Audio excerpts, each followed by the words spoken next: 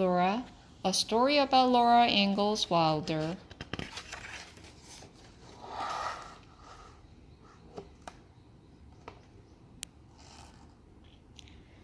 In the late 1860s, many people traveled across America to the West. They wanted a better life. Families collected everything they had. They loaded up covered wagons. The wagons had canvas covers for protection against rain, sun, and wind. The loaded wagon lurched forward, pulled by a team of horses. It took a very long time to travel in those days. Laura Ingalls was one of those pioneers. We know about what their life was like because of Laura's stories. Laura wrote about life in the big woods during the pioneer days. She was born on February 7th, 1867, near Pepin, Wisconsin.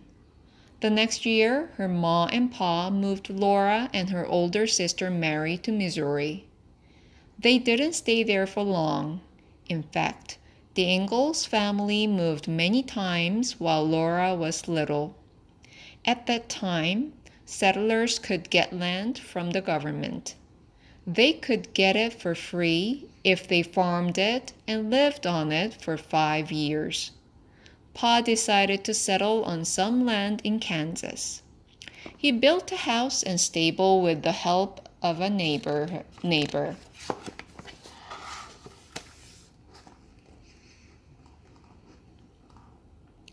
The family planted crops in a prairie garden. Another daughter, Carrie, was born. Not long after, though, the family was forced to live. Their land was the home of Native Americans. The government decided to take the land back from the settlers. The Ingalls hitched up their wagon and moved back to the big woods of Wisconsin.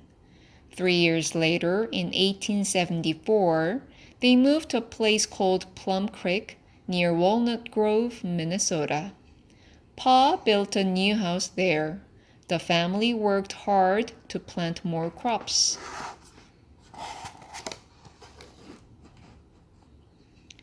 Life was not easy for the Ingalls family and other settlers. They often faced hard weather and other trouble. The winters were freezing cold. One time, they had so much snow that trains could not carry supplies to the settlers. Many people did not get enough to eat. In 1874, thousands of grasshoppers swept over the land. They ate the wheat crops, vegetables, and even clothing. Many settlers left their land because of this disaster.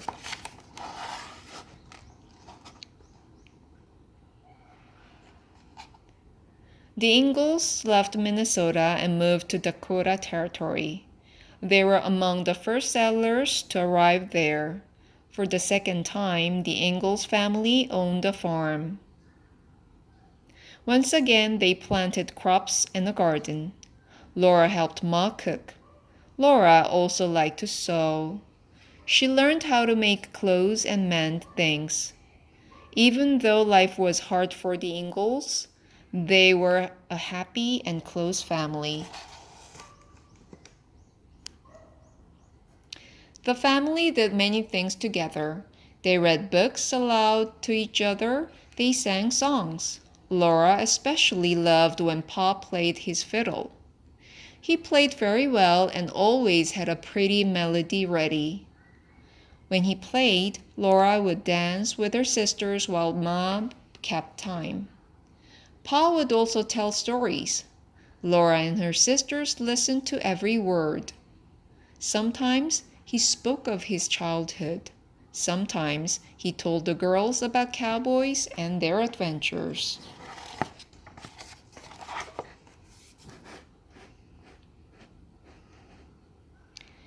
In 1876, the Ingalls family moved again to Burr Oak, Iowa.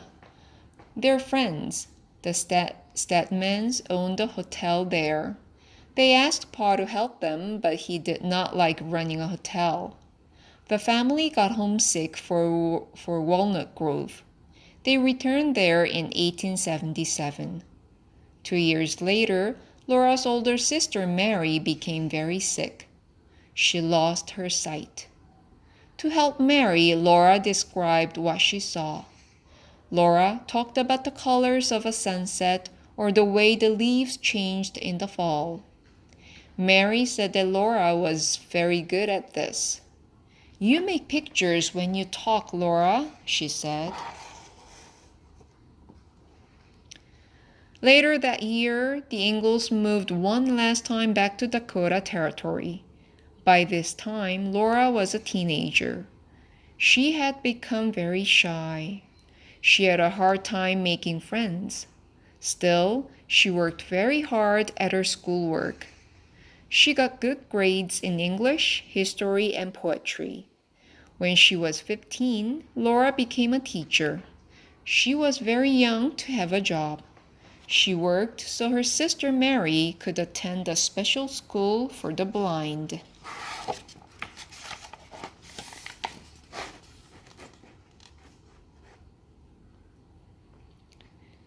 The school was 12 miles away from Laura's home. That was very far in those days. She had to live with a family who lived near the school. Laura was very lonely. She missed her family. A nice young man named Almanzo Walder offered to drive her home each weekend so that she could visit. She and Almanzo became good friends. 3 years later, in 1885, they got married. A year later, their daughter Rose was born.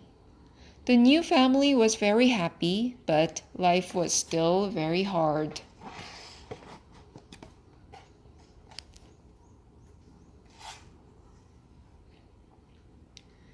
More bad weather came. There were droughts and hailstorms. They lost their crops. They had very, very little money. Almanzo became sick and could not work for a while. Things got worse when their house burnt down a year later. No matter what happened to them, Laura and Almanzo always managed to get through it somehow.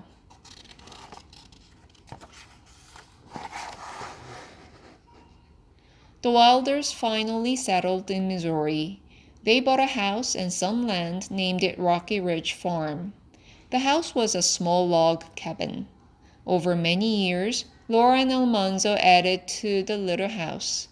It became a large farmhouse. They had 200 acres of land and a herd of cows. They had pigs and hens too.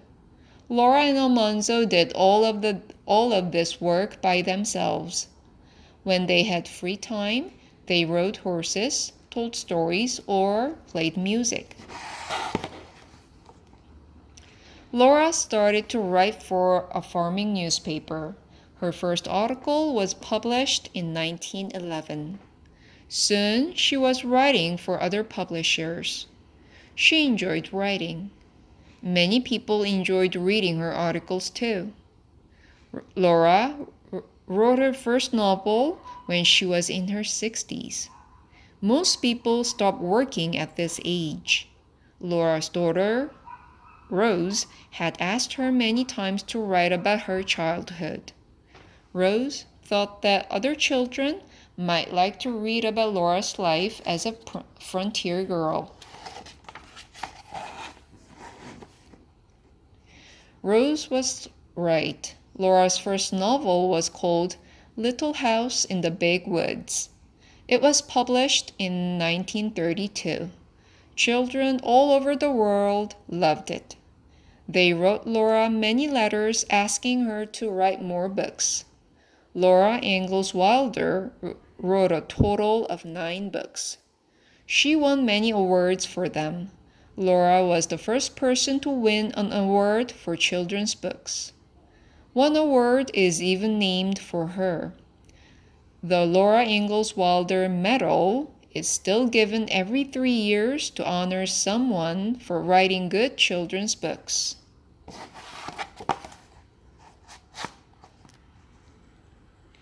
Laura's husband Almanzo died on October 23, 1949. He was 92 years old. He and Laura had been married for 63 years. Laura Ingalls Walder died on February 10, 1957, at her Rocky Ridge farm. She was 90 years old. Even today, children love to read Laura's books, just as they did years ago. Her books tell us about things that will always be important.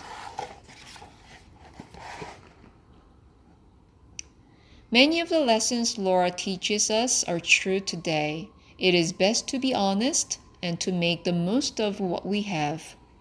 We must always try to be happy with simple things. We must never give up when things go wrong. Laura Ingalls Walder was a true pioneer girl.